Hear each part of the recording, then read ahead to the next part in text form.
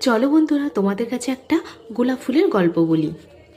একদিন ছোট্ট মিষ্টি একটা টেডি বিয়ার দোকানের তাকে বসেছিল। ওর নাম ছিল টেড। ওর কোমল শরীর ছিল বাদামি রঙের আর চোখ দুটো চকচকে কালো, কিন্তু তার মন ছিল একদম খালি, কারণ তাকে কেউ এখনো ভালোবাসেনি। একদিন এক ছোট্ট মেয়ে এলো দোকানে। তার নাম রিয়া। তার জন্মদিন ছিল আর বাবা তাকে একটা উপহার দিতে চেয়েছিলেন। রিয়ার চোখ পড়ল টেডির উপর। সে ঝট করে টেডিকে তুলে নিল আর বলল, বাবা, এটা আমি নেব। টেডি খুব খুশি হলো, কারণ সে বুঝলো এবার সে ভালোবাসা পাবে।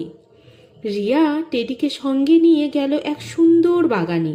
সেখানে লাল, গোলাপি, হলুদ অনেক রঙের গোলাপ ফুল ফুটেছিল।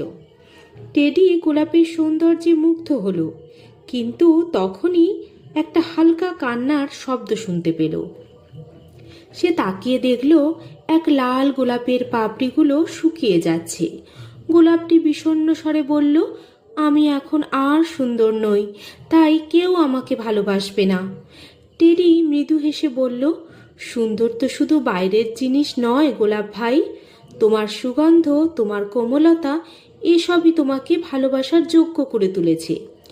রিয়া তখন গোলাপটি হাতে তুলে নিল এবং বলল, আমি তোমাকে এক বইয়ের ভেতরে রেখে দেব, যাতে তুমি শুকিয়েও আমার সঙ্গে থাকতে পারো। গোলাপ খুব খুশি হলো, কারণ সে বুঝতে পারল ভালোবাসা শুধু রং আর সৌন্দর্যের ওপর নির্ভর করে না। এভাবে টেডি আর গোলাপের বন্ধুত্ব হলো।